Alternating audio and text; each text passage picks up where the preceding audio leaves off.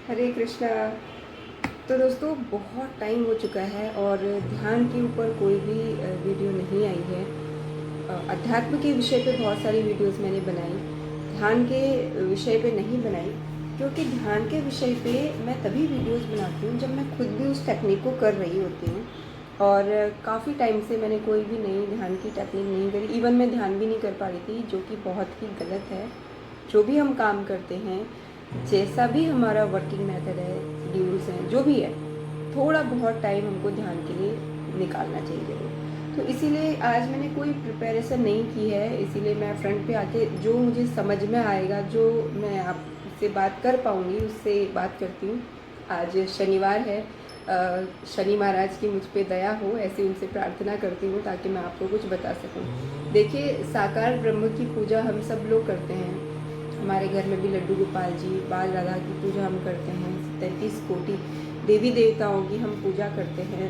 सावन का पवित्र महीना है, लेकिन कहते हैं कि साकार को मानने वाले भी और निराकार को मानने वाले भी दो अलग अलग रास्ते हैं, और जो वो रास्ते हैं वो एक ही मंजिल पे पहुंचाते हैं। आप चाहे आप निर्गुण ब्रह्म की उपासना कर लें या सगुण ब्रह्म की। अब जहाँ मैं अपनी बात अगर करूँ तो मैं सगुण ब्रह्म की ही उपासना करती हूँ।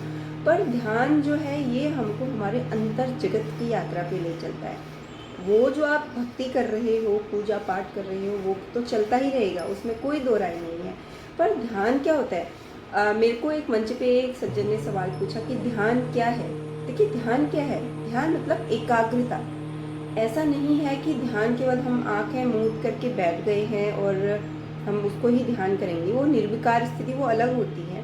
अब सपोज कीजिए, जब हम छोटे बच्चे होते हैं तो हमको कहा जाता है कि पढ़ाई में ध्यान लगाओ। खाना खाते समय हम कहते हैं खाने में ध्यान लगाओ। काम करते समय हम कहते हैं काम करने में ध्यान लगाओ। यानी कि जिस भी कार्य को हम कर रहे हैं, उसको करने में जो एकाग्र चित्तता लाई जाती है, उसको ध्यान कहा जाता है। अब जो ध्यान अध्यात्म की दृष्टि में अगर हम बात करते हैं, तो ध्यान क्या है? ध्यान है, आप बहिर्मुखी हैं, हम बहिर्मुखी हैं, यानी हम बाहर जो भौतिक दुनिया है उसको देखते हैं, उसके अकॉर्डिंग हम सारे काम करते हैं। लेकिन हम अपने आप को भी तो जाने।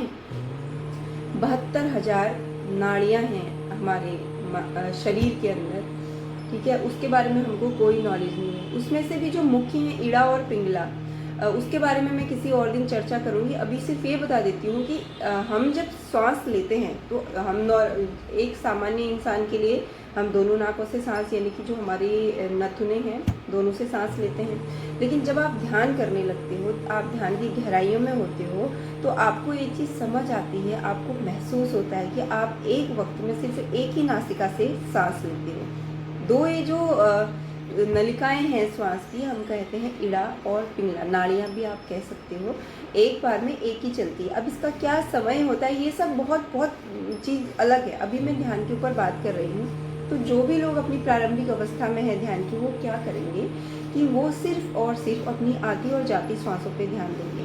कई बार लोग सोचते हैं कि गुरु धारण करनी चाहिए। देखिए, गुरु तो धारण करनी ही चाहिए, क्योंकि जितने भी संत महापुरुष हुए, चाहे वो कबीरदास जी हों, चाहे वो तुलसीदास जी हों, चाहे वो मीराबाई हों। मीराबाई जी के गुरु रैदास के विषय में, रैदास जी के विषय में मैं किसी दिन एक और बात करूंगी, वीडियो बनाऊंगी। पर सबने गुरु धारण किए और उन गुरु जी ने ही उनको एक मंजिल तक पहुंचाया। उनकी जो अध्यात्म की यात्रा थी, उसमें उनको आगे बढ़ने में सहायता की। लेकिन जो प्रारंभ है वो तो आपको ही करना पड़ेगा, अन्यथा आजकल इतने सारे ढोंगी महात्मा बने बैठे हैं, आप नहीं समझ पाएंगे कि कौन सा गुरु वास्तविक है, किस गुरु के माध्यम से आपको गुरु दीक्षा लेनी चाहिए। इसीलिए आप स्टार्टिंग खुद करें। जैसे जैसे आप ध्यान की गहराइयों में उतरेंगे, आपको भी परख हो जाएगी, और परख हो जाएगी तो फिर आप गुरु धारण कर लीजिएगा, है ना? तो आप स्टार्टिंग में सबसे पहले आप ओम का उच्चारण कर सकते हैं।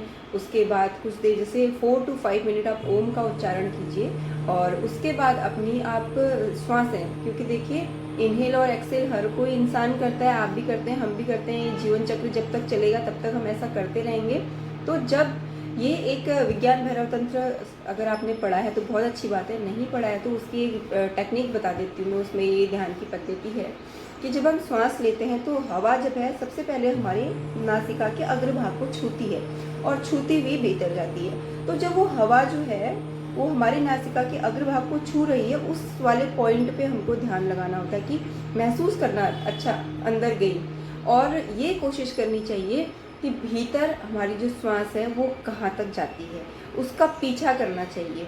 कैसे करना चाहिए, अब आप करके देखिएगा, प्रैक्टिकल आपको नहीं समझ आएगा स्टार्टिंग में कि क्या हुआ। आप सांस ले रहे हो, ये तो एक क्या बोलते हैं इसको, प्राकृतिक प्रक्रिया है, लेकिन उस पर कैसे हम कहाँ तक पहुँची क्या।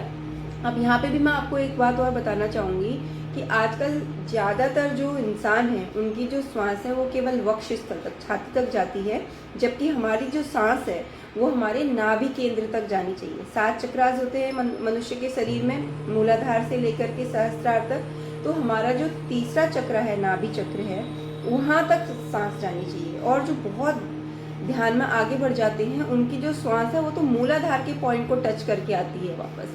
तो इसीलिए आप कोशिश करिए गहरी से गहरी सांस लीजिए। जितनी गहरी आपकी श्वास होगी उतना जल्दी ही आप ध्यान की गहराइयों में उतर पाएंगे।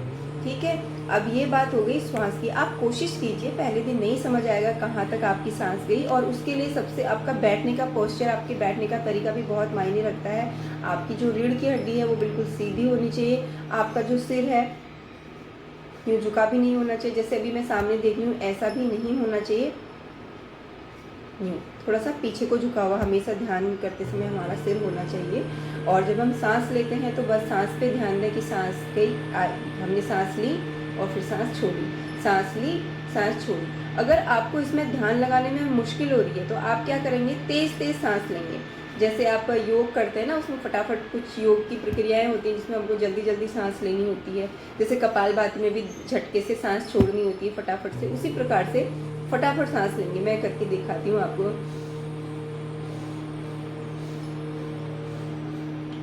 ऐसे क्या होगा कि जब हम फटाफट और जोर से सांस लेते हैं तो हमको उसकी आवाज़ आती है। अगर हम नॉर्मली श्वास जो अपने आप से हम ले रहे हैं और छोड़ रहे हैं, जिसमें हमको कोई मेहनत नहीं करनी है, तो उसमें हमको पता नहीं चलता।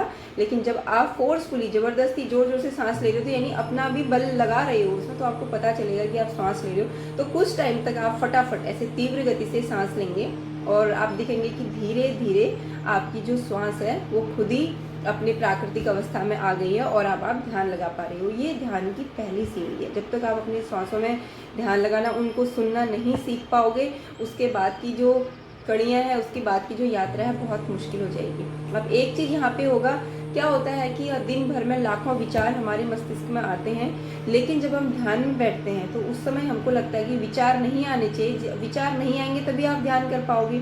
लेकिन होता क्या है, जब शरीर खाली बैठा हुआ है, उसके पास करने के लिए कुछ नहीं है, और जब हमको ये पता है ये ह्यूमन नेचर है, जो चीज़ नहीं करनी होती वो इंसान ज़्यादा करता है। ऐसे हमारा मन चंचल है, उस समय जब हमको लगता है कि हमारे मस्तिष्क में विचार नहीं आने चाहिए तो तब ज़्यादा आते हैं। तो उसमें चिंता की बात नहीं है। आगे चल के मैं आपको दोबारा से साक्षी भाव, दृष्टा भाव के बारे में चर्चा करूँगी कि उसको आप फॉलो कीजिए। विचार आए, विचार जाएं, उनको आने दीजिए, आप नहीं रोक सकते हो। लड़ाई करने की कोशिश करोगे तो ध्यान नहीं कर पाओगे, बेचैनी सी होगी और आप उठ जाओगे। इसलिए जो विचार आते हैं उनको आप आने दीजिए और उसके बाद में आप बस देखिए उनको, लेकिन ये ध्यान रहे कि आप ध्यान कर रहे थे। जैसे भी आपको इस बात का आभास हो कि आप ध्यान में बैठे थे तो आपके दिमाग में विचार आ रहे हैं, तो आप वापस से कोशिश कीजिए कि और वापस से अपनी ध्यान में बैठ जाएं, यानी कि आप भूलें न कि आप ध्यान कर रहे हैं। ये पहली सीढ़ी है। और इससे पहले कि मैं आज बस ये प्रारंभ है ध्यान का, एकाग्र चित्त होना और अपनी श्वासों पे ध्यान लगाना। ध्यान का मतलब ही है बहिर्मुखी से अंतर्मुखी होना और अपने आत्म तत्व को जानने की जो यात्रा है उसके लिए ये ध्यान होता है, परमात्मा में ध्यान लगाना।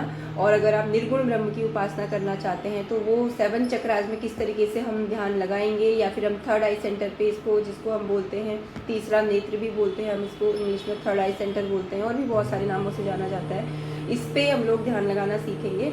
आज बस इतना ही, और जल्द मिलूंगी इससे अगले वीडियो में। आगे की यात्रा कैसे करी जाए इस बारे में जानेंगे।